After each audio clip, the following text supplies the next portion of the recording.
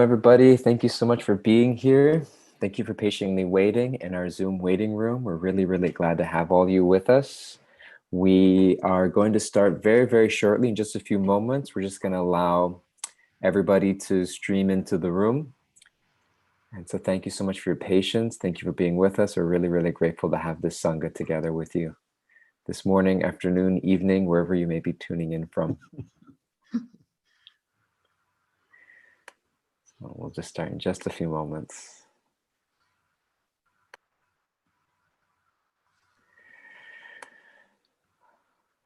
Okay, well, we'll go ahead and just get started with our opening announcements as people continue to stream in. Welcome, everybody. My name is Doyle Garangadas. I'm a member of the leadership team here at the Bhakti Center, and I'm here with several of our co-hosts to bring you this exclusive bonus event to our 10-part series, Pathways to Perfection. Since it is the month of Kartik, we wanted to add a couple extra sessions to dive into the nectar of Krishna-katha, specifically the pastimes of Krishna in Braj. And we have the illustrious Madhavananda Prabhu here with us. I'll also just mention, and we'll mention this also more explicitly at the end, this is co-hosted by several of our neighboring yatras here in New York and in the New York area and around the country. There is a echo here. Yeah, I don't know if you have another device on. Sorry about that. I don't. Is one of our co-hosts have the, okay, I think it got fixed. Maybe somebody had unmuted. Okay. Anyways, we'll go right into introducing our speaker today, and then we'll dive into the subject matter. Do we have as one of our co-hosts? No, hello. Oh, I think it was Madhavananda Prabhu. I just muted you for a second, and then we'll unmute you. Okay, problem solved. Madhavananda Prabhu, as many of us know, and is the reason why we're here, he's been a Bhakti practitioner since 1982. He's a disciple of His Holiness Gaur Govinda Maharaj. And in 1993, Madhavananda Prabhu moved to Bhubaneswar, Orissa, where he still lives today. He's a deep scholar and student of Bhakti literature, and in the spirit of his Guru Maharaj, he's widely known for his expansive and enlightening lectures on Srimad Bhagavatam and Chaitanya Charitamrita. For several years, he's been serving as the managing editor of ISKCON's Gopal Jew publications, and he's also the editor of Sri Krishna Katamrita magazine and the email magazine of Sri Krishna Katamrita Bindu. Aside from publishing this work, he travels worldwide and gives seminars and classes that are received by large audiences everywhere he goes. He has a special interest in researching and studying esoteric Gaudiya literature, the pastimes of Lord Jagannath, and exploring the culture and spiritual sacred places of Orissa. At the end of his talk, we'll give you some ways that you can keep in touch with him on Facebook, that you can support him through his PayPal, and also that you can get logged into his email magazine if you want to continue reading and studying his literatures that he puts out on a regular basis. We're super, super, super grateful that you're here with us, Prabhu. It's a real, real treat to have you with us as we wind up this month of Kartik and to dive into Krishna's pastimes. So without further ado, we'll turn the microphone back over to you. And thank you again for being here. Hare Krishna. Okay. Hare Krishna. Thank you very much, Gauranga Prabhu. Your comments remind me of a saying that I once heard that is a prayer. Dear God, please let me become the kind of person that my cat thinks I am. Not that you're a cat, but I hope I can become the kind of person that you're seeing in us. So I'm at a little bit of a loss here, a big bit of a loss here today, because I'm just new to this group, although I think I must know a lot of the devotees. I certainly know Yashoda Dulal Prabhu, and I also remember Dul Garanga Prabhu, some of the devotees here. But I'm not sure who all is here and how many people here are used to our bhakti language and tradition so much. So without getting into that so much, let me just give a little introduction to what I'm going to speak about. Even if you don't understand the language that we're going to use sometimes, or some of the histories or names and things, that's okay. This is a tradition, a very ancient tradition in India called Hari-katha. It's an art form of kind of a combination of storytelling, sometimes singing and philosophy. And it's one thing I want to stress is that in this particular tradition, it's not passive. It's not a passive thing of just listening. In the Bhagavad, it said, Hari Lila Satochara Pareshi Sutatam Tvaya, that, excuse me, it says, Parasprana Katanam Pavanam Bhagavadyasa, that this kata is meant to go back and forth. It's meant to be heard by someone and they digest it and they repeat something. So we'll speak something tonight, primarily a pastime. We'd like to speak something about who is the mother of Krishna. It's a very sweet, but also very relevant topic for us. And as we'll discuss, I hope at the end, it has some relevance for us as individuals today, but it's also a very inspiring discussion. What I'd like to ask at the end is if anybody has any reflections. I'd like to know what you're walking away with, what you've gained, what maybe reminds you of something else or like that. So if I can, I'd like to just begin with some prayers. That's also our tradition. Please bear with me for a moment.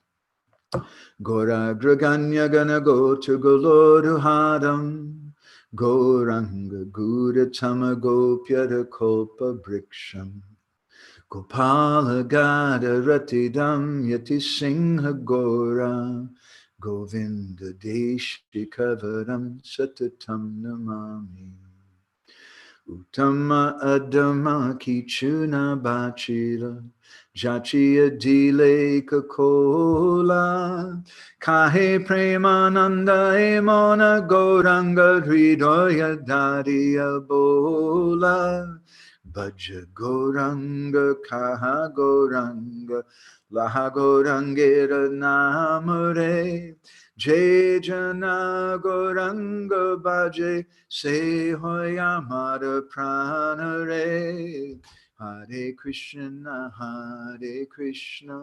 Krishna Krishna, Hare Hare, Hare Rama, Rama Rama, Hare Hare.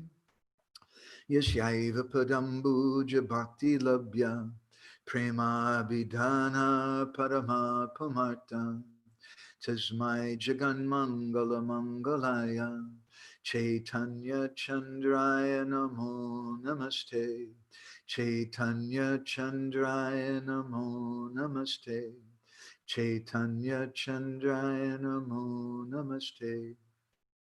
Madgavir Api Gopala Sri Kuryat Kripaya Jadi Tadaiva Sambhaya Pitva Rishe Yustat Priya Janaha Shri Krishna Krishna Chaitanya Sasanatana Rupaka Gopala Raghunath Apta Brajabala Bapahimam Vanchakopadarubhischa Kripa Sindhu Vyevacha Patitanam Pavanebhyo Vaishnavebhyo Namo Namaha Jai Shri Krishna Chaitanya Prabhu Nityananda, Shri Advaita Gadadhar, Shri Vasari Gaura Bhakta Brinda, Hare Krishna, Krishna Krishna, Hare Hare, Hare Rama, Rama Rama, Hare Hare. Dear devotees, I want to thank everyone very much, and especially the team at the Bhakti Center and the other centers which are also joining in on this program, for having me as a guest. And not so much for that, but rather for taking some time to turn your face to Hari-katha. It's my firm conviction that hearing topics about the Supreme Personality of Godhead, Krishna, his abode of Vrindavan, and his devotees there is a divine panacea for all the problems in the world. It's the only thing which can solve all problems, whether they be economic or political or health-wise or whatever they may be. So tonight, as I mentioned a moment ago, for some persons who might just be tuning in now,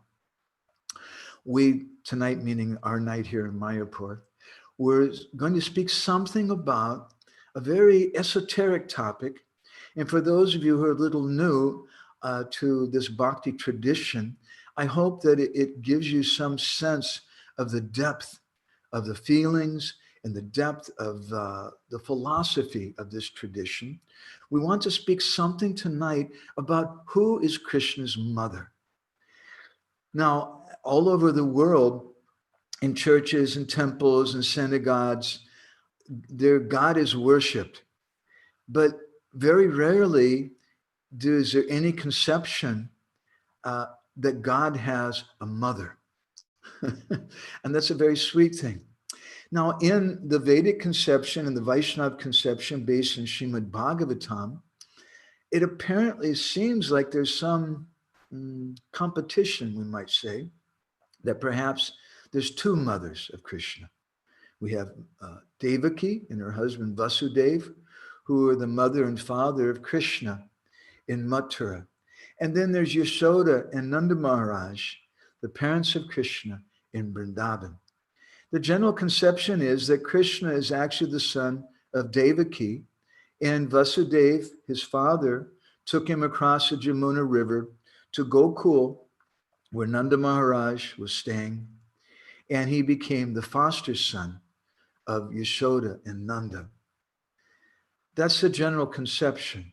But if we scratch the surface a little more, we'll see that the conception of the Gaudiya Vaishnavas is that the love possessed by Yashoda and Nanda is much superior to the love of Devaki and Vasudeva. And in our Gaudiya tradition, although it's considered that one should not consider one devotee better than another devotee, at the same time, there are different gradations of love according to the purity of that love. So we're going to just speak something about this a little tonight with some pastimes that I think many of you don't know, for some rare books, some that I heard from my Guru Maharaj and different sadhus, about really who is God's mother, who really is Krishna's mother. Now, for a foundation, I'd like to turn to the Bhagavatam, to the 3rd chapter of the 10th canto, text number 47. And I'll go ahead and read out the Sanskrit, as well as the translation and the commentary by our founder, Acharya Srila Prabhupada. Tatascha sorir bhagavat prachodita sutam samadaya susutika grihat yada bahir gantum iyesha taryaja yayoga mayajani nanja jayaya. Translation, thereafter, exactly when Vasudeva, being inspired by the Supreme Personality of Godhead, was about to take the newborn child from the delivery room, Yoga Maya, the Lord's spiritual energy, took birth as the daughter of the wife of Maharaj Nanda. Srila Prabhupada has given his commentary. He says that Srila Vishwanath Chakravarti Thakur discusses that Krishna appeared simultaneously as the son of Devaki and as the son of Yashoda, along with the spiritual energy, Yoga Maya. As the son of Devaki, he first appeared as Vishnu.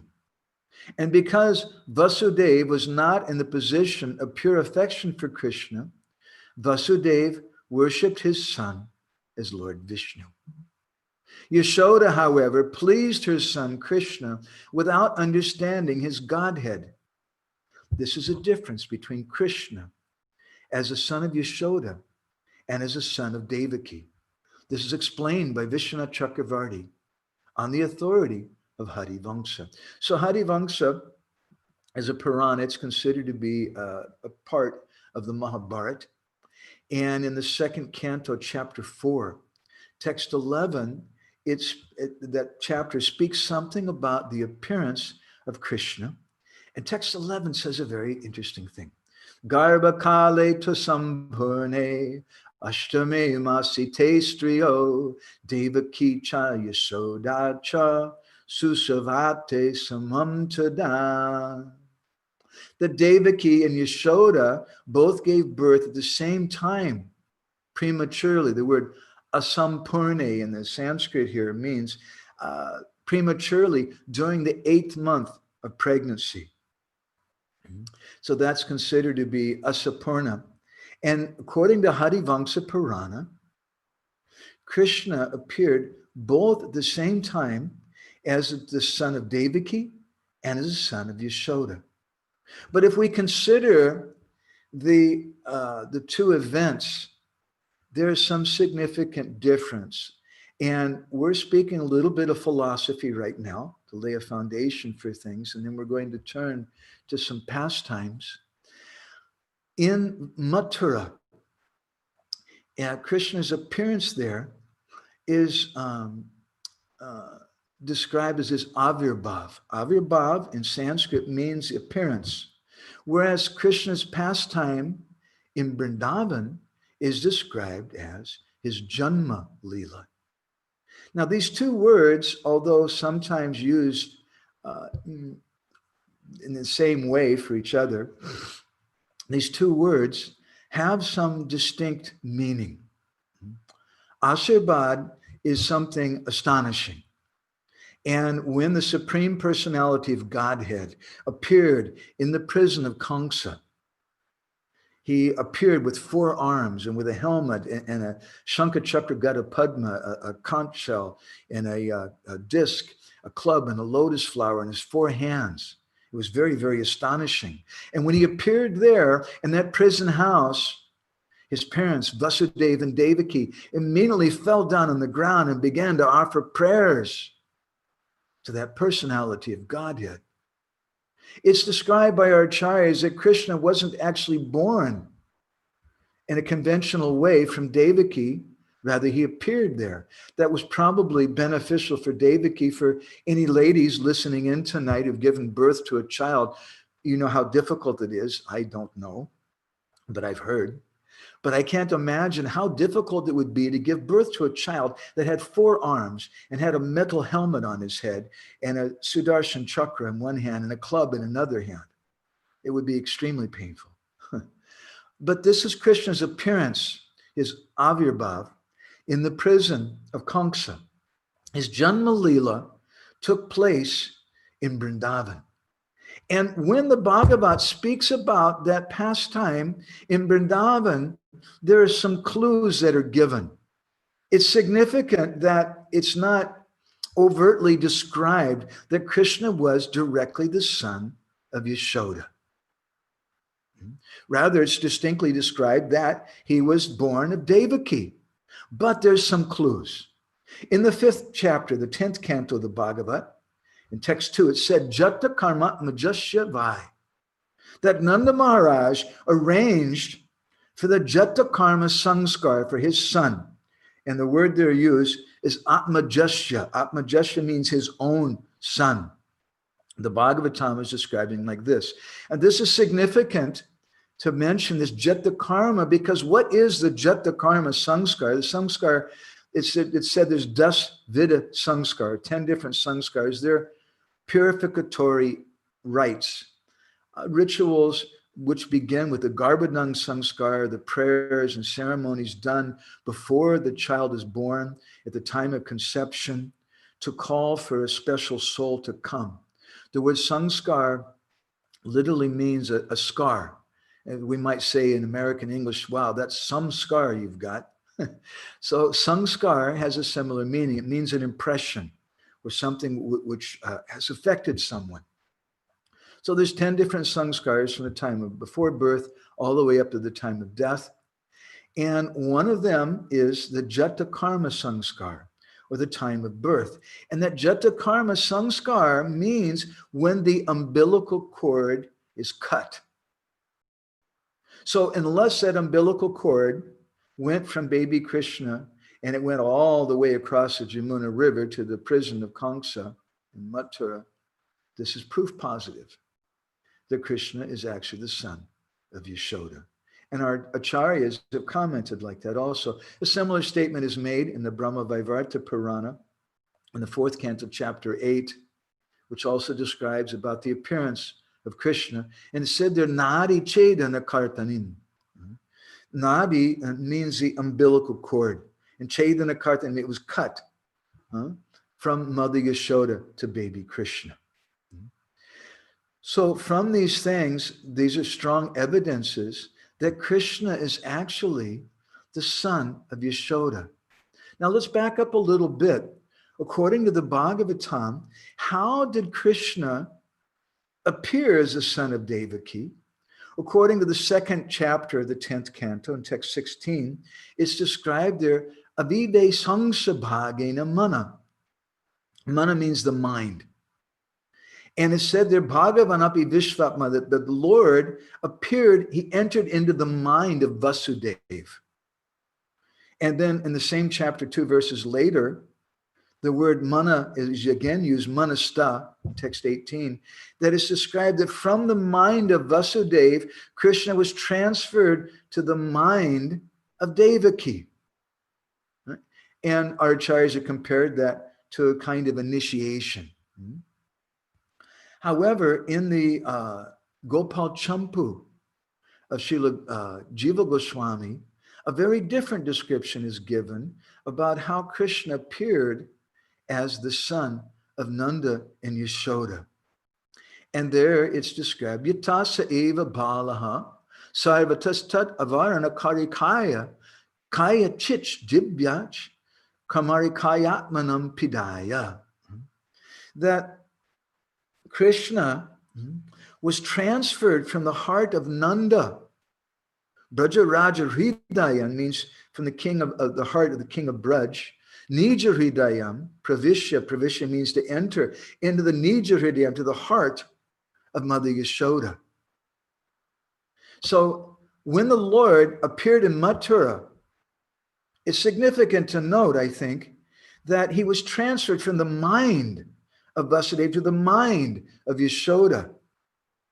But when Krishna appeared in Vrindavan, Braja Raja Hridayam, Nija Hridayam, Pravisya, he was transferred from the heart of Nanda Maharaj to the heart of Mother Yashoda. Because in Vrindavan, as Srila Prabhupada commented in his purport that we read to begin with, he said there that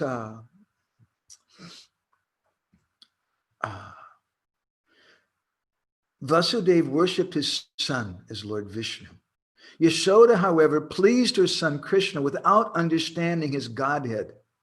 This is the difference between Krishna as a son of Yashoda and as a son of Devaki. Now, the Gaudiya Vaishnavas, they certainly accept that God is the supreme creator, the supreme controller, the supreme destroyer of everything. He's Upadrastanumanta cha Bharta Bhokta Maheshwara. He's in everyone's heart. He answers everyone's prayers. But the Gaudiya Vaishnavas consider that that's when he goes to the office. And just like a big man who may have some position in a company, when he comes home, he's a very different person. Srila Prabhupada gave an example once how the prime minister, someone went to knock on his door, I think the prime minister of England or something, and he just opened the door and came in, and he saw the prime minister there going on his hands and knees with this little boy on his back. The prime minister was acting like a horse. So that same person who everybody has great respect for, that same supreme God who's Ishvara Parama Krishna, Satchidananda Vigraha, Nadir Adir Govinda Sarva Karna Karna, who's the cause of all causes, who has no cause other than himself, that's the same supreme person gets more pleasure from his pastimes, his sweet pastimes in Vrindavan. And this is the message of the Gaudiya Vaishnavas. Some years ago, I was requested by some devotees in Budapest, in Hungary, to give a talk about the meaning of Ratha Yatra. That's Krishna's chariot festival, Lord Jagannath's chariot festival. And I agreed, and I looked out in the audience, and there was some hundreds of people there. And I saw there were very few devotees, and mostly they were new people. A lot of them are coming out of a gambling casino, which happened to be right next to the chariot. And a lot of them had beers and cigarettes and hamburgers and things in their hand. And I saw, oh, this is not the kind of crowd that I'm used to speaking to so much. So I had to put it in context in a way they would understand. And so what I explained to them is that Ratha Yatra is a festival where we celebrate rescuing God from mechanical, organized religion and bringing him to the village of our heart. That's Rath-yatra. And that's a very significant festival for Gaudiya Vaishnavas because it celebrates the superiority of the love of Vrindavan, the simple love where the residents don't think of him as God. So now let's turn to the pastimes of Vrindavan. Dear devotees, come with me for the next half an hour or so. I'd like to take you to another place. And please listen with your heart. There's a place called Brahmanda Ghat on the bank of the Jamuna. And one day, Krishna was taking bath there and playing in the water with some of his friends. They were all young boys, perhaps at the age of, 5 years old. And the boys at that time, as boys often do, began to tease Krishna. It's an amazing thing, although he's God, the boys are teasing him. And they started teasing him, saying, "We know something you don't know. We know something you don't know." And Krishna became a little agitated. He said, "What is it? What is it?" And they said, "We're not going to tell you. We're not going to tell you." And Krishna said, No, what is it? What is it?"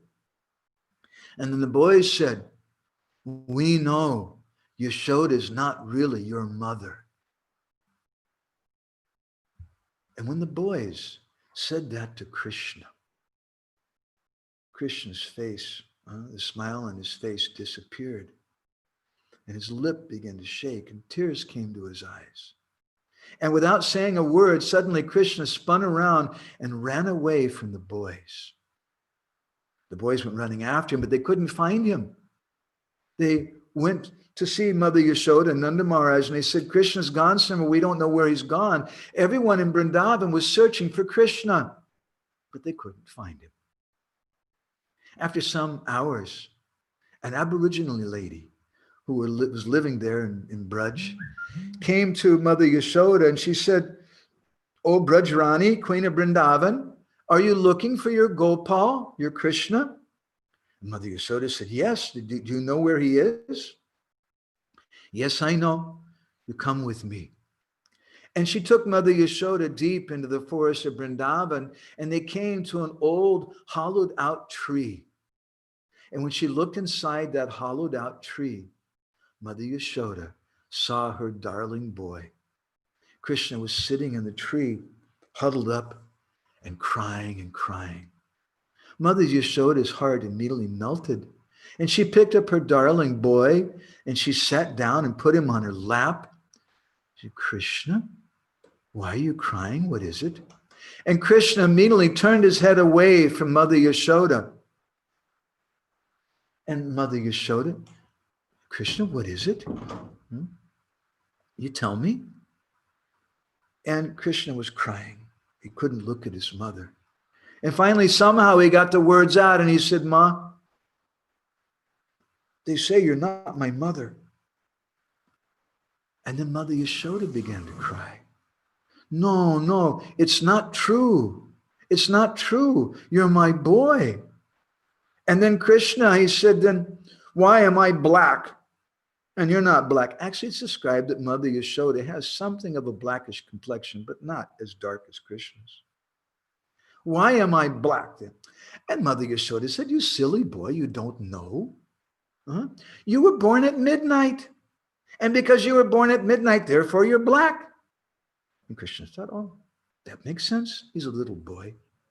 And then Mother Yashoda said, "Also, you're black because I was giving you milk for a long time from a black cow." Just as a side note, I saw recently that something like 14% of the people in America, as famous as the most educated country in the world, 14% of the people in America think that chocolate milk comes from black-colored cows. Anyway, Krishna, hearing this from Mother Yashoda, thought, that makes sense. Other people say that the real reason why Krishna is black is because Krishna, he resides in the eyes of the gopis. And those gopis, they put this black cudgel around their eyes. And because Krishna is living in the eyes of the gopis, and that black cudgel, that black ointment is around their eyes, Krishna's also become black. When those friends were teasing Krishna that you're not the son of Yashoda, you're black, they asked Balaram. Balaram said, yes, it's true. And Jiva Goswami comments on this. He says that later the parents, when they heard about this, they said, Balaram, why did you say that? It's not a nice thing.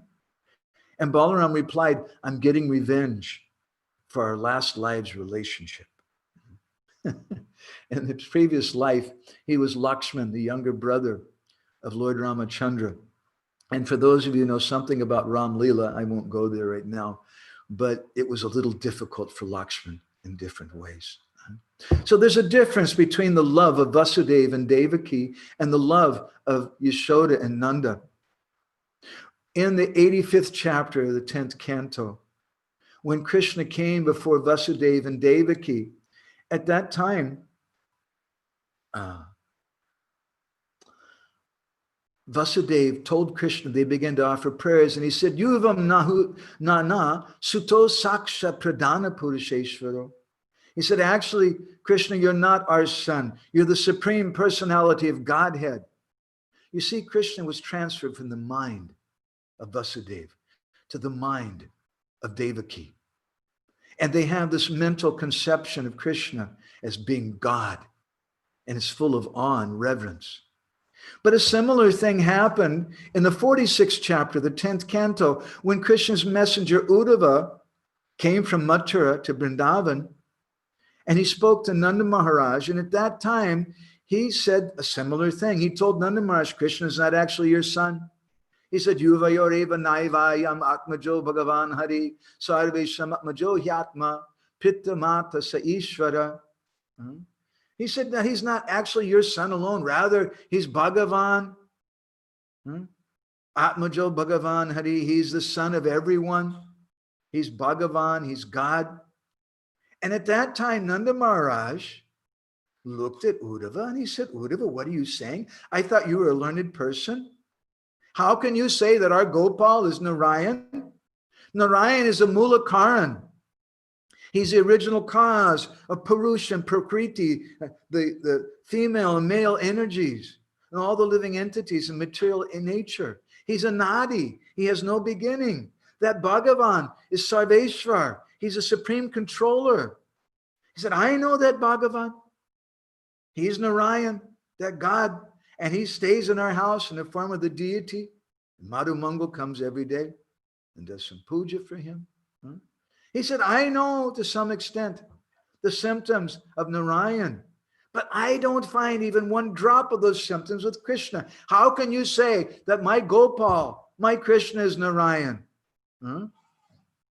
Narayan is the cause of all causes, the cause of the whole universe. But our Krishna, he's a breastfed boy. He's a very simple boy. Narayan is pure. Narayan is peaceful. Narayan is a Papa Vida. He has no sin. But our Krishna, he's very fickle and very greedy. Where are the symptoms of Narayan in our Krishna?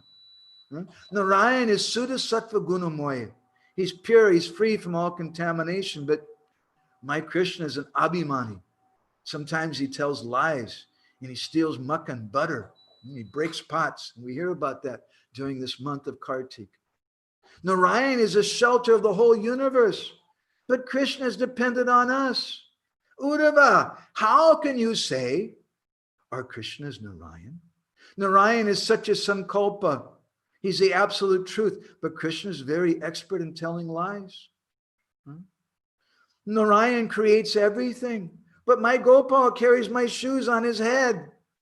How can you say that our Gopal is Bhagavan? So they can't accept it. Now, I'd like to turn to a very little known story, which I heard from my Guru Maharaj, and which comes from the Prabhas Kanda, a section of the Skanda Purana. And it's described there about Devaki and Vasudeva, and how Devaki, she went through so much pain Her first 6 babies were all brutally murdered in front of her by her elder brother, Kangsa. And she cried and cried. And then her 7th child was transferred from her womb to the womb of Rohini. And it's a little complicated thing. But she wanted a son. She wanted a child.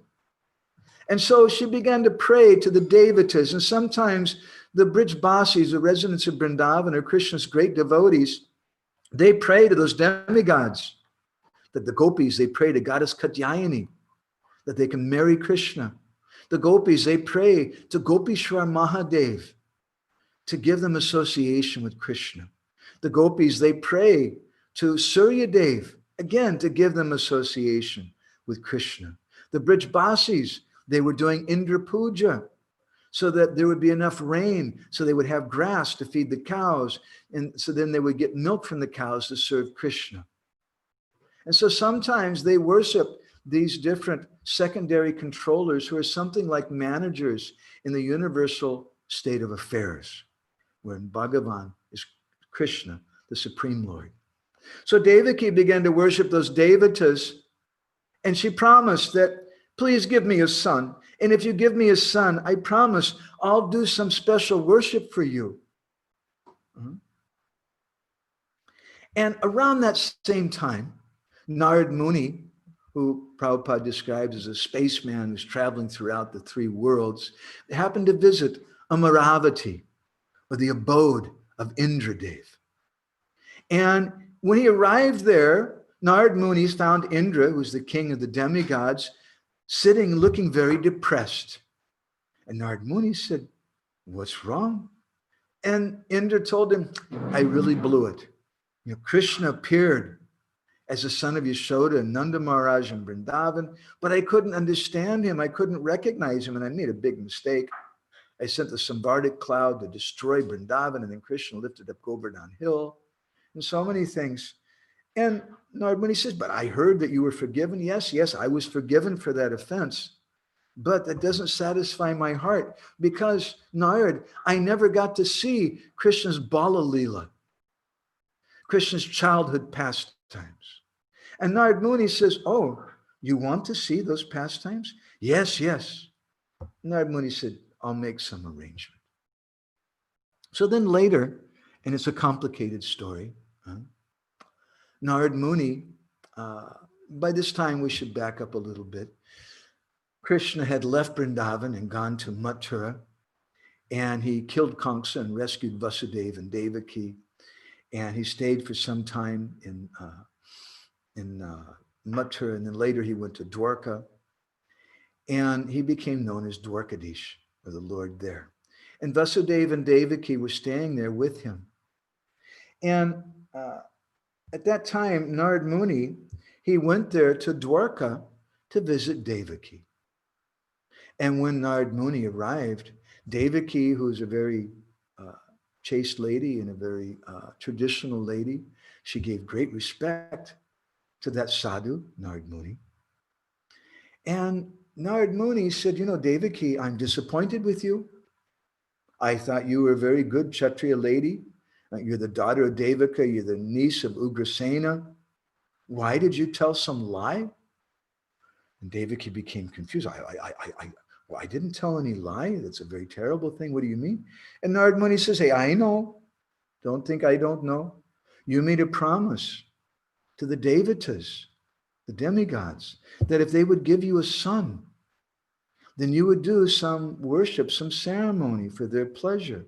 And you got a son, but not just any son. You got Krishna, and you never fulfilled your promise. It's very, very bad. Devaki became very confused. So she turned to the wife of Ugrasena, who happened to be there at that time. Her name is Padmavati.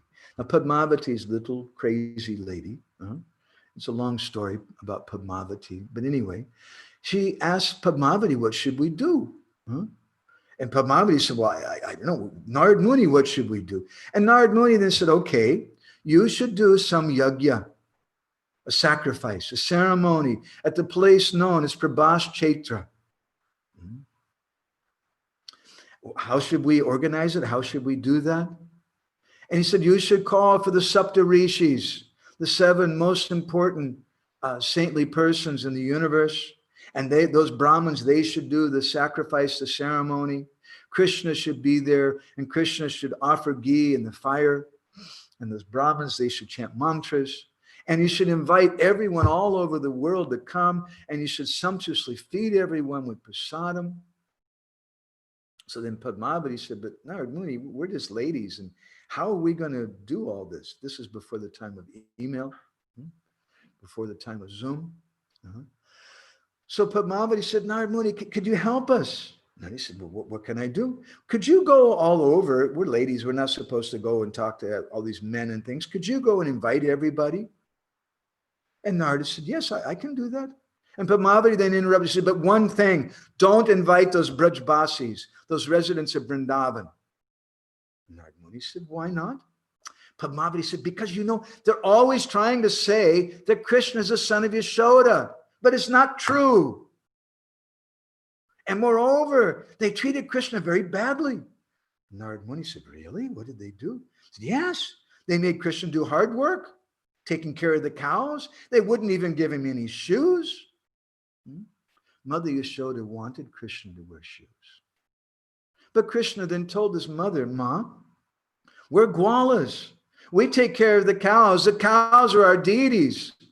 How can I wear shoes if the cows don't have shoes? Mother, if you give shoes for each and every one of the cows, then I'll accept shoes. And Vishwanath Chakravarti Thakur in one purport describes there's something like 100 quadrillion cows in Vrindavan. How is that possible? He explains further in a different purport that just one speck of dust of Vrindavan, in one speck of dust in Vrindavan, all the different universes can reside. Such is the transcendental nature of Vrindavan. So there's over 100 quadrillion calves. And what to speak of the bigger cows, you can't even count them, he said. They're asankhya, uncountable. And so Krishna said, if you give me shoes, then you should also give shoes for each of the 4 feet of those 100 quadrillion calves, and for all their parents, their mothers and fathers also. It's a lot of shoes. So Krishna went barefoot. Really the reason Krishna went barefoot, because he loves Vrindavan, and he wants to put his feet there. Whereas in Vaikuntha and other places, the Lord never touches the ground. In Vrindavan, Krishna puts his feet on the soil there. And Padmavati went on explaining her grievances to Narad Muni about the Brajbasis. She said they made him work hard in the hot sun. They didn't give him an umbrella. They didn't feed him enough. When he became hungry, he went to steal butter, and then they tied him up and they punished him. It's very, very bad. Padmavati is a little bit what we would call Pagalini, a little crazy. She's thinking like that. So Narad Muni said, okay, I got it. Let me go invite everybody. And Narad Muni went all around the whole world and he invited everybody. And the first place that he went to was Vrindavan. You see, Narad Muni is a troublemaker. And when Narada arrived there, Nanda Maharaj and Mother Yashoda, when they saw him, they became very excited. Oh, Narada, you're a devotee of our Krishna. How is Krishna doing? What is Krishna doing? Do you have any news about him? And Krishna said, oh, you didn't hear? And they said, hear what? You didn't hear that Krishna's doing a big sacrifice at the place known as Prabhas? No. And then Narad Muni said, oh, I guess you weren't invited. And then Mother Yashoda looked very sad. And she said, our Gopal, he's doing a sacrifice and he's not inviting us. And then Nanda Maharaj speaks up. He says, silly woman, we don't have to be invited. We're Gwalas.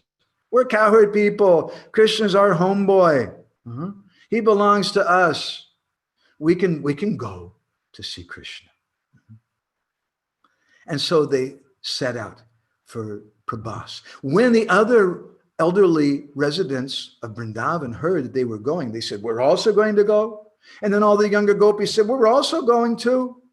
And the cowherd boy said, we're also going to go. And then all the cows started following them. And then all the animals from the forest, all the deers and creatures in the forest, they started following. We also want to see Krishna. All the birds in the forest, they decided we're going to fly to Prabhas. We want to see Krishna. And it's described that the fish in the Jamuna River, they also decided we also want to go. We're not going to miss out. And they started swimming down the Jamuna River to go to the ocean because everyone wanted to see Krishna. So meanwhile, Narad Muni, he begged permission from everyone, and he went to see Indra and Amaravati. And he said, hey, Indra, you want to see Krishna's Bala Leela? Yes, come with me. And he took him to Prabhas. And there at Prabhas, Narad Muni showed up, and Padmavati and Devaki were waiting for him. And Padmavati asked him for a report. Did you invite everyone? And Narad Muni said, yes, I invited everybody from all over the world. And then Padmavati said, did you invite the residents of Vrindavan? I told you not to. And then Narad Muni said, oh, I knew you told me something. I forgot all about it. Yes, I invited them. Padmavati was a little annoyed, but she can't chastise Narad Muni. And she turned to Devaki and she said, hey, Devaki, you and I, we're going to be the chokidars. We're going to be the guards here. And so they stood there like two Yamadutas, two guards of Yamaraj, the god of death, standing there at the gateway to that sacrifice at Prabhas. And all the residents, all the people were coming to the sacrifice, had been invited. And then the residents of Vrindavan arrived. And when they got there, then Padmavati stepped in front of them and she said, hey, Prabesh Nishad, entrance forbidden. And then Mother Yashoda said, well, Krishna's my son. We should go. And Padmavati at that time said, no, he's not your son. Krishna's the son of Devaki. Now you can't say that to Yashoda. She has so much mamata, so much feeling of attachment for Krishna, so much feeling that Krishna belongs to me. She said, no, he's my boy. No, he's not. And so there was some disagreement. And so then they turned to Narad Muni. He said, Narada, you're a sadhu. You tell us, who is Krishna's real mother? And Narad Muni is in big trouble. Because if he says that Krishna is the son of Devaki, he'll break the heart of Yashoda. And if he says that Krishna is the son of Yashoda, he'll break the heart of Devaki. So what to do? But Narad Muni is very intelligent. So Narad, he said, well, actually, to tell you the truth, it's very difficult to say who the mother of a child is. But learned people have ascertained a way to decide to figure that out. And the system is that the mother should call for the child. And whoever the child comes to, then we know that's the real mother. Padmavati said, very good. Devaki, you go. And Devaki started calling out, Krishna, Krishna. But meanwhile, Krishna is offering ghee to the fire, and the Brahmins are chanting all these mantras. Om Sahasra Sirsa Purushaha Sahasraksa Sahasrapat Sabhumin Vishvato Vritya Achyatista Dasangulam Swaha Hidam Narayana Hidam Namama. And Krishna couldn't hear. They were making such noise. And Devaki called again and again, Krishna, Krishna. But Krishna couldn't hear her call. And finally, Devaki turned to Yashoda and she said, Didi, older sister, an affectionate phrase, you go. And then at that time, Mother Yashoda started to call for her Gopal. And Mother Yashoda, she was calling out to Krishna. Kanu, Kanu. Kanu is Mother Yashoda's pet name for Krishna. And Krishna is offering ghee to the fire and the Brahmins are chanting mantras. But suddenly Krishna stopped. And he said, what's that sound? Somebody said, well, the Brahmins are chanting mantras. No. There's some other sound. I can hear. What is that? And somebody said, oh, there's some village people who came from some village called Vrindavan. And then Krishna, suddenly he jumped up from the fire. The spoon, the wooden spoon in his hand that he was using to offer ghee into the sacred fire, he dropped it in the fire. Krishna jumped up and he said, Ma, Ma. And suddenly that opulent form of Dwarkadish Krishna, that Aishvarjamoyi Roop, that very opulent form of Bhagavan, of God, was manifest there. Suddenly he changed into Bala Gopal, little naked Krishna who's like 4 or 5 years old. And he began running to his mother. Ma, Ma, and crying. And Mother Yashoda was crying, huh? Kanu, Kanu. And Krishna came running and he leaped into the arms of Mother Yashoda. Mother Yashoda closed her eyes and began to hold her boy. And at that time, an amazing thing happened. For those of you who have been to the temple, highly recommended. On Janmashtami night, at midnight, there's a special abhishek, a special bathing ceremony of Krishna, the time of his appearance. And traditionally, Brahmins in India, they use water from the confluence of 3 rivers. It's called the Triveni. And it's where the Ganga, the Jamuna, and the Sarasvati River all come together. And they take the water from those 3 sacred rivers and they use that to bathe Krishna. In the same way, Mother Yashoda was giving a bath to her Gopal. The tears from her eyes were coming down and going through the kajal, that black decoration around her eyes. And that black water looked like the water of the Jamuna. And it was soaking the body of Krishna. At the same time, the white milk from the breasts of Mother Yashoda began pouring forth. And again, drenching the body of Krishna with her milk, her personified love. And at the same time, just as the river Sarasvati is a hidden river, we can't see it. It's there underground. So Mother Yashoda also bathed Krishna with the water of her love, which couldn't be seen. And so at that time, Narad Muni, he turned to Indra and he said, so Indra, are you satisfied now? Now you've seen Krishna's Bala Leela. Rupa Goswami, in his Radha Krishna Ganadesh Deepika, he describes Vasudevi pi Vasu bir divya titye shadbhanyate yata dronasarupascha katas chana kandundubi. That because he has this great wealth, Vasu, and he has a splendor, Deva, Nanda Maharaj is also known as Vasudev. That's another name for Nanda Maharaj. And is also known by the name of Anakandundubi, which is also a name for Vasudev. And similarly, he quotes the Adi Purana. Dve namni nandabarayaya yashoda deva kitticha attasakya mabhutasya deva kyasorijayaya. That the wife of Maharaj Nanda, she had 2 names. One name is Yashoda and another name is Devaki. And it's because they shared the same name, that Yashoda and the wife of Maharaj Vasudeva were great friends. So Gaudiya Vaishnavas accept that Mother Yashoda is the mother of Krishna. We also accept that Devaki is the mother of Krishna. But as Srila Prabhupada said, because their conception was that Krishna was God, they offered prayers to him. When Krishna appeared in the prison of Kamsa, Vasudeva and Devaki fell down on their hands and knees and began to offer prayers. And that was Krishna's avirbhav, his appearance. But his sweet janma, his sweet birth, is there in Braj, Gokul. And Mother Yashoda and Nanda Maharaj never offered prayers. Rather, we hear during this month of Kartik that Mother Yashoda tied Krishna up with a rope.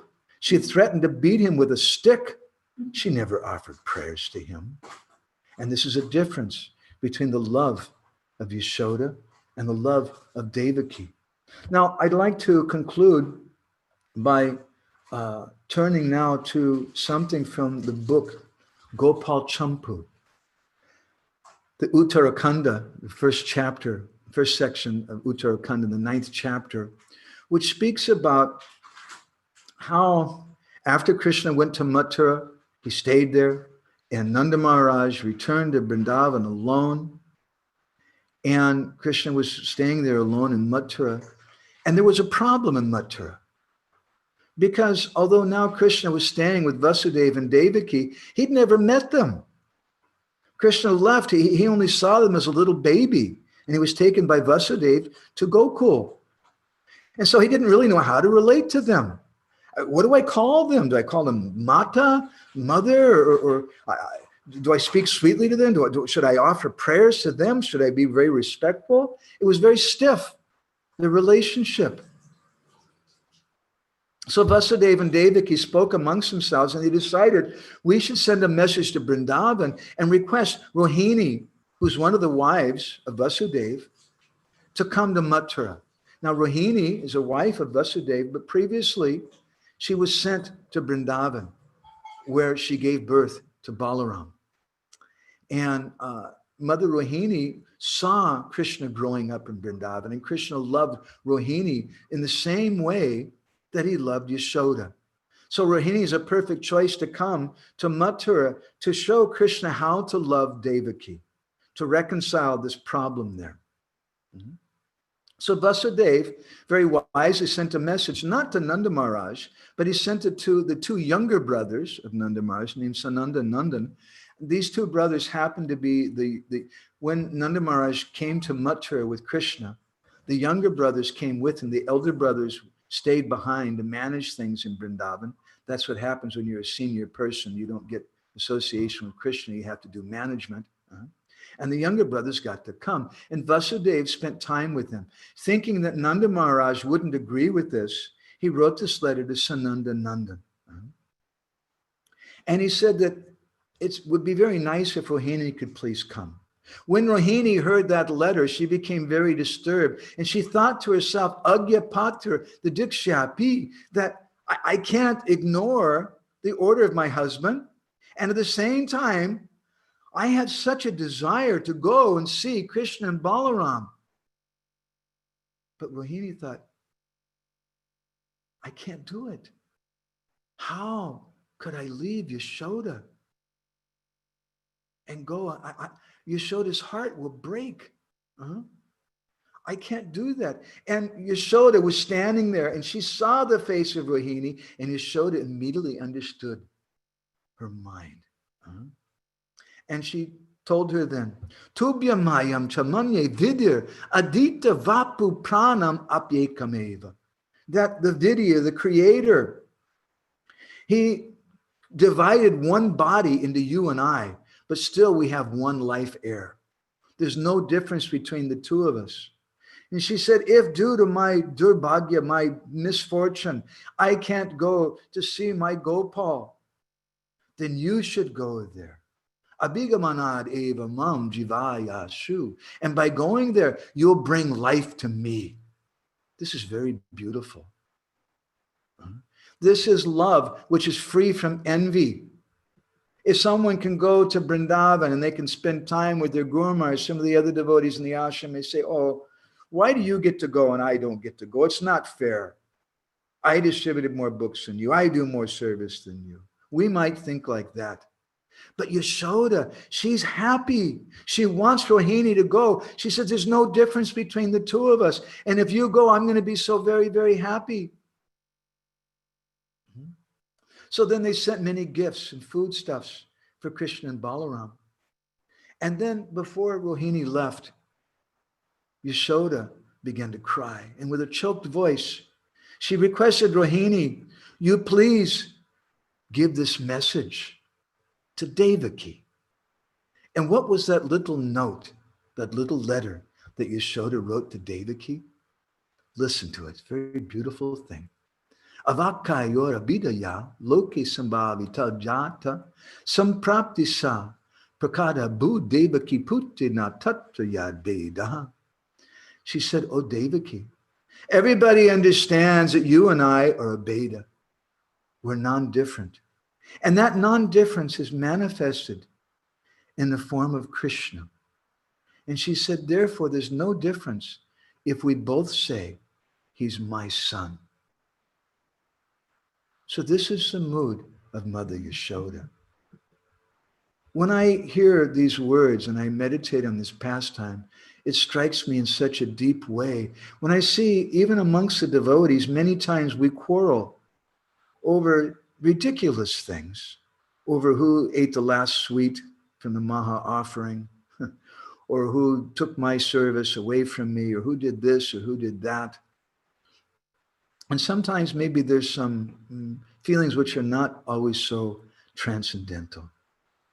But Mother Yashoda, who has the most intense, deep attachment for Krishna, that we can't even begin to fathom how deep that attachment is. She's telling Devaki, what's the harm if we both say he's my son? He's also your son, Devaki. Why is Yashoda speaking like this to Devaki? Yashoda could use so much logic and evidence. She could say, hey, look, here's my maidservant. She was there. Here's the nurse. She cut the umbilical cord. We still have the umbilical cord. Somebody took photographs. We have proof from the court, for the court, that Krishna is actually my son. He's not your son. They could give so many arguments like this, but Yashoda didn't do that. Because she's not on the platform, the mental platform like that. But she sees the heart, and she sees Devaki in an empathetic way. And she's seeing the love that Devaki has for Krishna. And that love qualifies Devaki as a mother of Krishna. Although that love may not be the same depth, the same intensity as Yashoda's love, still Yashoda, she respects that love. And she says, what's the harm if we both say he's my son? So this is the nature of the residents of Vrindavan. Whereas we hear that Padmavati is trying to use so much logic and argument and quarreling, and no, Krishna is actually the son of Devaki. They have some mental conception, some mental religious conception about God. But the residents of Vrindavan and their dealings are from the heart. They're performed with great empathy, great concern, great understanding for the other person. And so this is a very powerful lesson for the devotees. If we want to establish Vrindavan villages all over the world, and even a Vrindavan village in New York, if we want to do that, we have to develop this mood of empathy and seeing the mood of someone. And therefore the Lord is known as Bhava Grahi Janardhan. He sees the mood of the Lord, of the devotee. The famous story is there on 26 Second Avenue, just near the Bhakti Center, that Srila Prabhupada was once giving a lecture in that small room, and suddenly a drunken bum came staggering into the assembly and disturbing everyone. He loudly called out and he held up a roll of toilet paper. He said, I wanted to give you all this. Where do I put this? And Prabhupada pointed to the bathroom, and the drunken bum went and put the toilet paper in the bathroom and then left. And Prabhupada said, just see, he's also rendering service. He didn't say, who is this disgusting person who eats meat and is a drunkard and this and that, and we don't use toilet paper, we're Vaishnavas, we only use water. He didn't speak like that. But Srila Prabhupada saw the essence of his heart. And this is the mood of Vrindavan. And this is the mood of Yashoda with Devaki. So I'd like to stop there. I think I've gone over time. I don't know, Yashoda Dulal Prabhu, what should we do? I'm taking shelter of you. I'm also taking shelter of Dwal Gauranga Prabhu. Should we just stop here, or do we have a little time where devotees can share some reflections? So thank you. We are actually taking shelter of you, Prabhu. This Hari-katha is so nourishing. Thank you. We have a few questions that have been teed up. So how we've been doing it is people send their questions through to me. And sometimes there are multiple questions with different strands. So I'll ask on their behalf. And you can share. And at the end, we'll open it up for devotees to say Haribol to you and greet you and so on, if that's okay. Okay. I would be very interested also, not just questions. Questions are good, mhm, but questions are something you ask to an authority, and I'm not an authority. We're rather trying to share something together. And what we like to know is what touched devotees' hearts Mhm. and what you're walking away with. I'm very interested to know that. Questions we'll also try to answer. So go ahead, Prabhuji. Sure. So what we'll do, we have a few questions teed up. We'll do that. And if Okay. anyone would like to share any reflections briefly, you can let Dayal Gauranga Prabhu or myself know, Yashoda Dulal, and we can unmute you. Um, so before we do that, I wanted to share a screen, a Okay. couple of brief announcements. So we are in the final session of our two bonus sessions, Krishna and Braj. We had Dinabandhu Prabhu last week, and now we have Madhavananda Prabhu. You can follow him on Facebook under Madhavananda N. Krishna Kund. Madhavananda N. Krishna Kund. And he puts his lectures and his kirtans and different reflections on there. It's very nourishing. And if you wish to support his service and donate during this auspicious month of Kartik, you can do so using PayPal through a friend of his in the US. Do specify in the notes in PayPal that it is for Madhavananda Prabhu. And the link is very simple if you want to make a note, paypal.me.me/Jacob Knutson 1. So if you want to, I'll linger there for a couple of seconds so devotees can note down the link, paypal.me/Jacob Knutson.1. With that, I wanted to remind everyone that this is a series that's organized by the Bhakti Center in Manhattan, and it's co-hosted by several yatras in New Jersey, Pennsylvania, New York, and even Virginia. So you can see their names here: Tobacco, Central New Jersey, New York, which is the Brooklyn Temple, 26 Second Avenue, ISKCON of Bergen County in New Jersey, Richmond, Virginia, and then Gitanagari Eco Farm in Pennsylvania, where they have wonderful deities of Radha Damodar and they protect cows for their entire lifetime.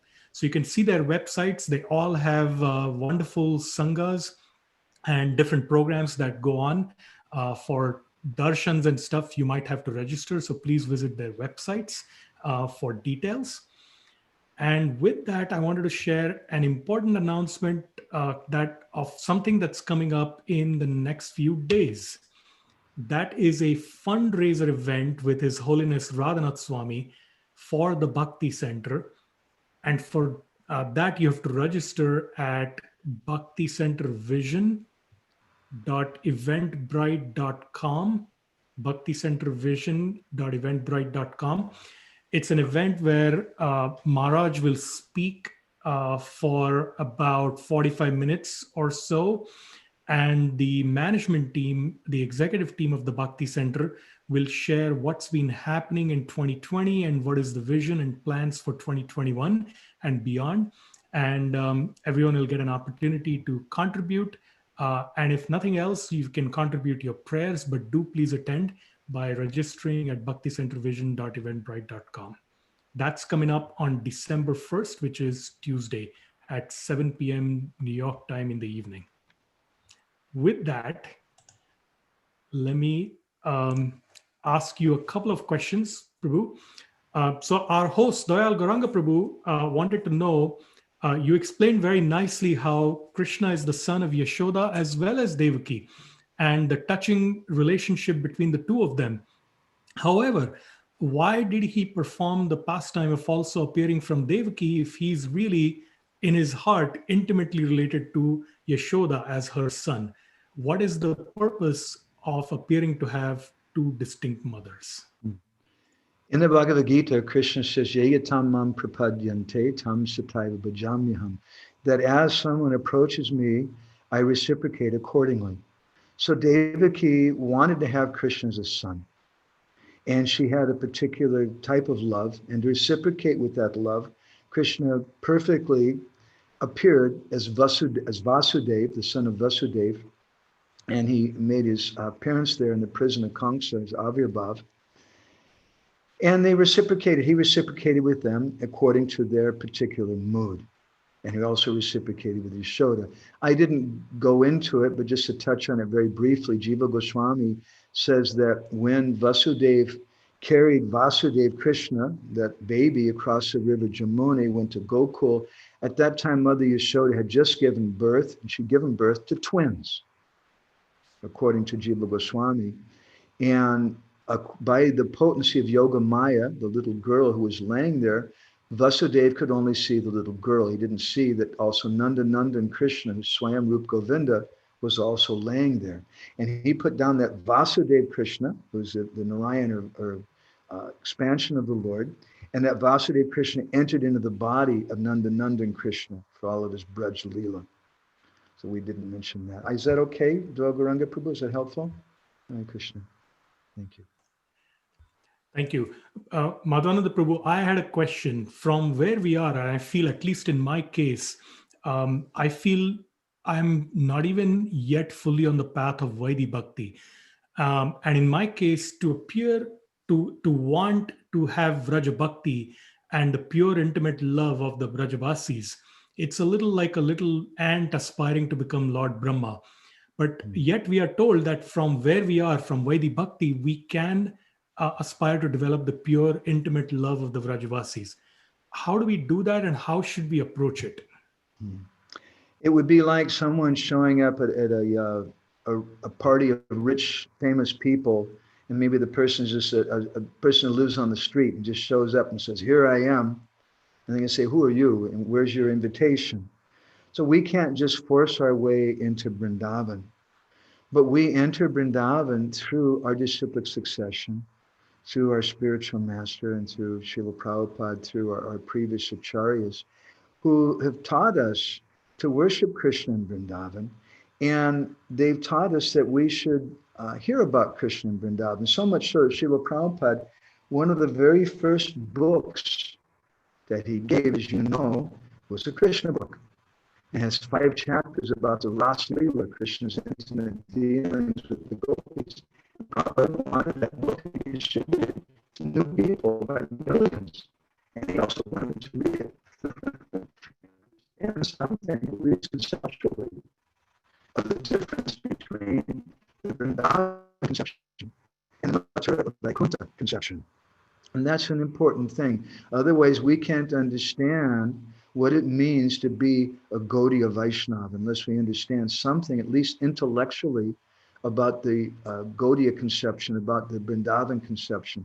And therefore, Srila Bhaktisiddhanta Saraswati once at Radhakund, he said, for so many days, we spoke about philosophy, but now I want to speak something to you about Leela. And he said, I know you're not qualified. He said, but if all that we speak about is anartha nibriti, or giving up material desires and purifying the heart, he says, then you may become mayavadis. You may become impersonalists. We have to hear about artha prabriti, or what is the goal. So we want to fill our heart, and especially during this month of Damodar, we want to hear about Krishna's pastimes, his childhood pastimes with Mother Yashoda and like that. That's a skinny answer. Is that helpful, something Yashoda Dulal Prabhu? Yes, thank you very much. A couple questions, and then we'll have a couple devotees have raised their hand or told me that they want to share a reflection. So Good. One question comes from Vamshidhar Gopal Prabhu. Since Yashoda Maya did not consider Krishna to be Narayan, to be God, why did he show the universal creation to her? Let me tell you a story. I'll repeat the question. Some of the devotees here didn't hear the question properly. The question again was that if Yashoda Maya, if she didn't see Krishna as Bhagavan, then how is it she saw the universal form in Krishna's mouth? So there's a Leela Kirtan in Vrindavan, which sometimes our acharyas cite such Leela Kirtans, which are traditional local songs describing the pastimes of Krishna. And this kirtan speaks something about that pastime and how once at the same place we mentioned at Brahmanda Ghat, the boys were playing with Krishna, and some of the boys went running to Mother Yashoda, and they told Yashoda, hey Ma, your Gopal, he's been eating matti, he's been eating dirt. And Mother Yashoda said, Krishna, have you been eating dirt? And Krishna very cleverly turned his head, put his hand over his mouth, and he said, no, no, Ma. He said, Ma, they're envious of me. They're just making up lies about me. And Mother Yashoda said, let me see your mouth. Open your mouth. And Krishna opened his mouth. And inside the mouth of Krishna, we know Mother Yashoda saw all the universes, and it was an amazing thing. And at that time, what happened to Mother Yashoda? She became confused. She didn't exactly think that Krishna was God. But Mother Yashoda thought, what's happened to my Gopal? She thought, it's a boot. It's a ghost. A ghost has attacked my Gopal. Now, it just so happened, according to tradition, that day, all the elderly Gopas and Gopis were gone. They'd gone to the house of Upananda, Nanda Maharaj's older brother, for some other festival. And Balaram wasn't there, nor were Nanda Maharaj or Rohini or any of the other elderly Gopis. Mother Yashoda was alone. And all the Brahmins had also gone. So there was no one there to ask from. And Mother Yashoda is very confused. What's happened to my boy? What do I see in his mouth? Now, don't think those old ladies of Braj are just silly old ladies. They have, in Russia, there's a nice word, babushka. Babushka means an old lady. And those old ladies, they have some wisdom. So Mother Yashoda, she's a Vrindavan babushka. And she knew something. She said, oh, I've heard that gobar, cow dung, will drive away ghosts. So she went to the goshala and she filled up a bucket full of cow dung. And she brought it back. And she started smearing the cow dung all over Krishna's body, all over his hair, all over his face. Every inch of Krishna's body she covered with this cow dung. And Krishna's standing there with all this cow dung all over his body. And he's thinking to himself, what is this? Everywhere else, when I show my Virat Roop, my universal form, people offer prayers. But here in Vrindavan, they just smear cow poop all over me. This is not good. And Krishna decided at that point, henceforth, I'll not show my Virat Roop again in Vrindavan. So Vishwanath Chakravarti Thakur, he gives an interesting example. He says that just as the milkmen in the villages, we see this sometimes in the villages when we're staying different places, when they're bringing the milk on their bicycles, they'll put straw on the top of the pot to keep the milk from coming out. And so when they give you that milk, sometimes there's little pieces of straw in it. Later, the villagers will boil that milk. And when they boil the milk, that piece of straw, sometimes it comes to the top and sometimes it goes to the bottom. And so sometimes, similarly, the Brijbasis, sometimes they think of Krishna as Bhagavan. But then other times they forget all about it and they just simply love him. Another example is there, that once the boys, they came home after herding the cows one day and they told Mother Yashoda, Ma, it was an amazing thing. Today, Krishna killed this great demon, Aghasura. And when we were coming back, there was all these people up in the sky and they were showing flowers down on Krishna. There was this one guy, he was naked and he had ashes all over his body. He was sitting on a bull and he had 4 heads and he was throwing flowers down. There was another guy who was riding on a swan and he was throwing flowers also. And there's another guy who was riding on an elephant and he had eyes all over his body. In this way, they were describing the demigods to Mother Yashoda. And they're saying how they were worshiping Krishna. And they're all saying that Krishna's Bhagavan, that Krishna's God. And when Mother Yashoda heard that, she said, really? My Gopal is Bhagavan. Isn't that sweet? That's the response of Mother Yashoda. Whereas Krishnadas Kaviraj Goswami in Chaitanya Charitamrita, he describes that Aishvarya Priti Sankuchita, that the general tendency of knowledge of Krishna's divine position, which is known as Aishvarya, understanding his opulent position, that Gyan and Aishvarya, that weakens love. It can't touch the heart of Mother Yashoda because her Vatsalya Priti is so thick that Aishvarya Gyan can't enter there. I hope that's some help for that. It's a long answer. I'm sorry. I know we have a few people. That's a wonderful answer. Thank you. We're really relishing this juice that's flowing from your lotus mouth. Neetu asked a question which I will answer. She said, could we, instead of stopping, have Krishna Katha every Saturday like we have done for the last 11 weeks, 10 or 11 weeks? And so the answer is we're going to take a break for the month of December for sure. And we will come back in January. We have some exciting series planned with many advanced devotees in the next 3 or 4 months. So please stay tuned. And if you are one of the registered participants for this series, then you will get an email from us informing you of when the next series is. And you can find us on Instagram, Facebook, and so on. We'll post it. But yes, for the next 4 or 5 weeks, we're going to take a break and then we'll come back. So one final question, and then I'm going to call on a few devotees for reflections, starting with Yadunath Prabhu. But the question is from Maruti Subramaniam. He asks, Krishna has so many names. Are there any names in particular that are favorites of his, that he likes to be called by? Bhaktivinoda Thakur has written several books about the holy name. One of them is called Harinam Chintamani. And in that Harinam Chintamani, he divides Krishna's names into 2 divisions. He said that one is the Gonanam and the other is Mukhya Nam, the secondary names and the primary names. And those Mukhya Nam, those are the names that are very dear to Krishna. And that Mukhya Nam, those are names of Krishna which lead to Vrindavan, whereas the Gonanam, they lead to Vaikuntha. So what is it? What are the 2 names? The Gonanam are names like Srishtikarta, that person who is the creator of everything, or Paramatma, the Lord who's in everyone's heart. Those are Gonanam, and they speak about God when he goes to the office and what he does there and his activities of creation and like that. Whereas the Mukhya Nam, those are names like Yashoda Nandan and Nandanandan and Radhanath and very sweet names, Brajenda Nandan, the names of Krishna in Vrindavan, which indicate different pastimes of Krishna.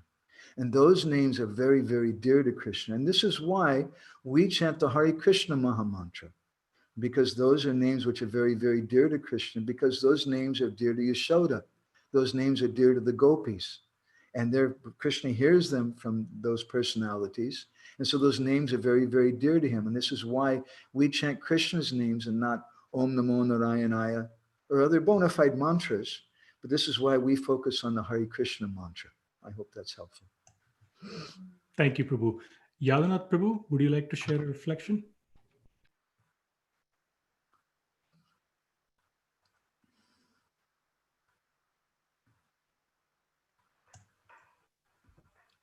Okay, I was unable to unmute there. I'm sorry. Madhavananda Prabhu, thank you very much for a beautiful class. It's so good to seeing you look and sound so healthy. Hare Krishna. Just you asked for things that resonated with us. One thing I particularly liked was at the beginning your definition of Ratha Yatra, right? Taking Krishna from mechanical organized religion back into our hearts. I thought that was quite beautiful. And then later on, when you were talking about, we hear so much about doing yajnas, how serious it is, how it was in Vedic times. Performing the yajna, the mantras had to be pronounced exactly right. Everything had to be perfect. If there was a mispronunciation, then you'd have to start all over again. There were brahmanas there to oversee the brahmanas performing the yajna. So it's very, very serious. It's very, very precise. And yet, when Krishna heard Yashoda call for him, he dropped everything. It's a very heavy, serious thing. So it related to me back to your definition of Ratha Yatra, and he split. He just went to Yashoda into our hearts from the mechanical, not necessarily mechanical, but from the formality of that religious ritual. So thank you very much.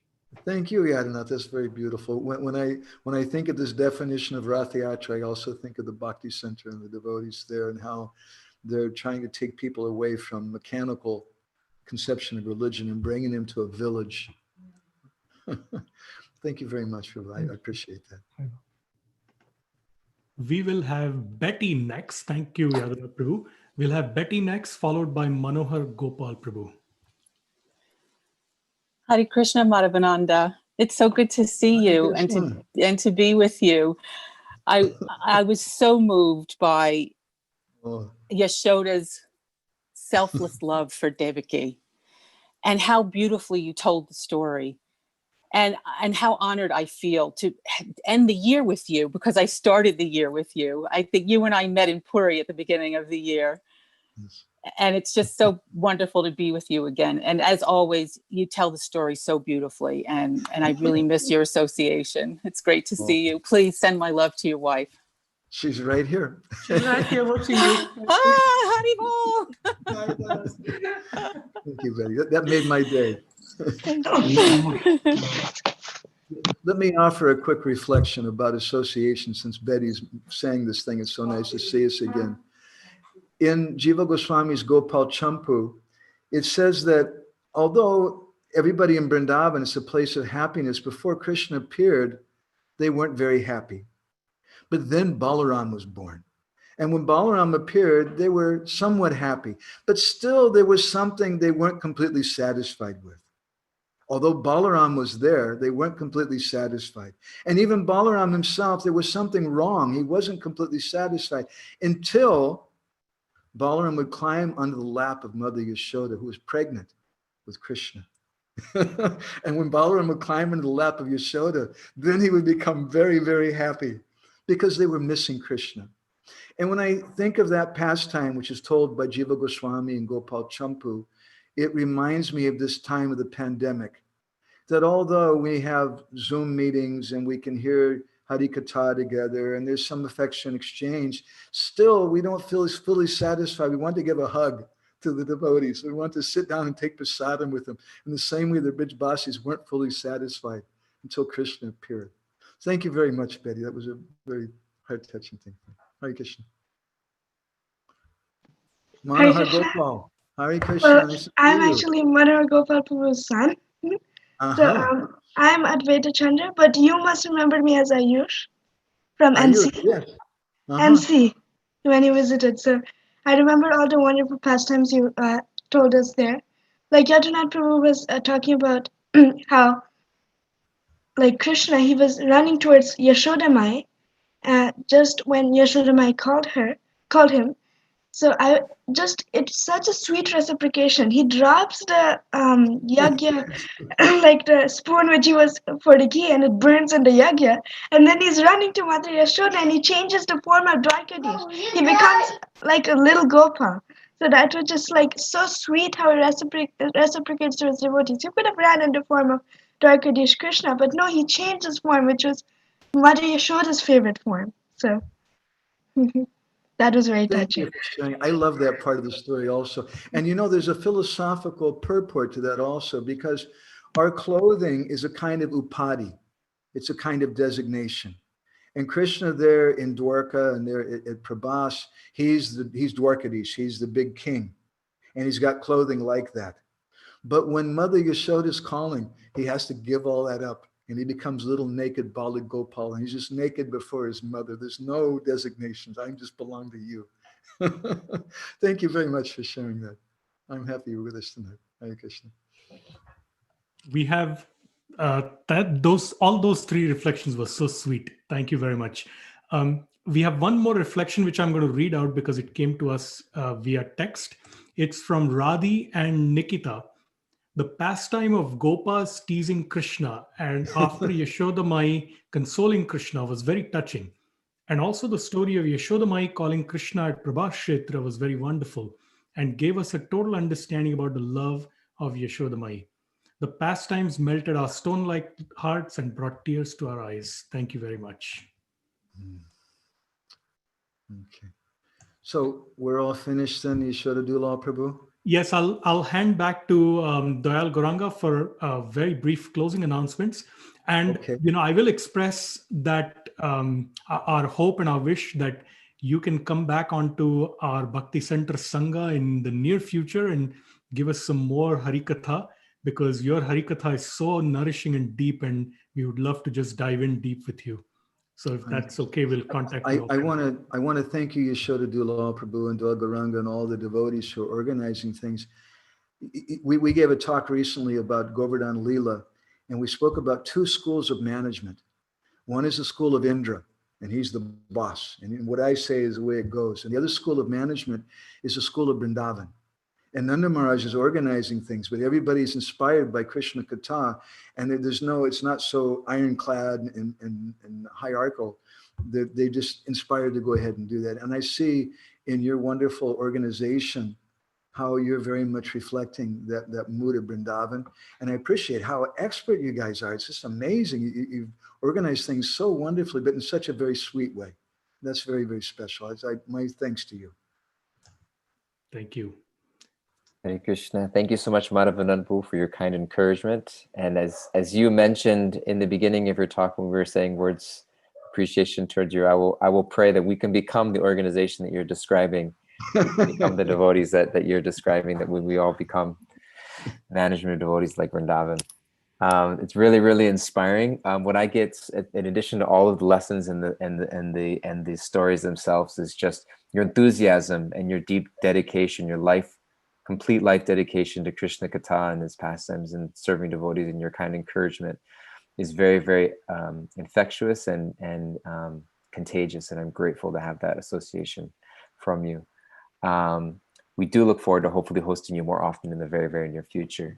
For all of those out there listening, if you would like to keep in touch with us to get updates on the next time we host Madhavananda Prabhu and all of our future programs in general, we've posted in the chat board. There's a lot of ways you can keep in touch. We have a temple newsletter through the Bhakti Center. We have a WhatsApp group, YouTube. All of these classes are posted on our YouTube channel. We have a temple Instagram, and of course, our main website, bhakticenter.org. We also have the link for an upcoming fundraiser event taking place on Tuesday that we put there. It's more than just a fundraiser. It's an opportunity for us to share our vision of the future moving into 2021 and some of the things we hope to be able to do to keep us all connected globally in the ongoing future. As always, thank you so much for being here with us. We will conclude our time together by unmuting everybody, and you can share your warm appreciation and Hari Bols with His Grace Madhavananda Prabhu. We will unmute you, and you can do so now. Hari Bol, thank you so much. So much. Full class. Thank you so much. Thank you so much. Beautiful as always. Thank you. Love to you and everyone in Puri. Bol. Radhe Radhe for the nectar. Hari Bol. Thank you so Ranga much. Karuna Gauro. Hari Many Bol. blessings.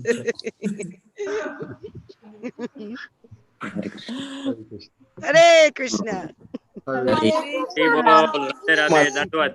Thank you. Such a nice class. Very hard. Thank you. Thank you And so much. Mahatma. Hare Krishna. Hare Krishna Prabhuji. Nice to see you. Hare Krishna, Babuji. Hare Krishna. Hare Hare Krishna. Dandavad. Krishna. Hare Krishna. Dandavad. Radhe Hari Radhe. Bol. Haribol. Thank you so much. Missing seeing you in Puri this year. Yeah, we're just waiting for that day when we can all meet together again and give hugs and take prasadam together in real life. Thank you all. Thank you so much. Hari Bol. Radhe Radhe. Radhe Radhe. Jai Shri Prabhupada ki jai. Jai.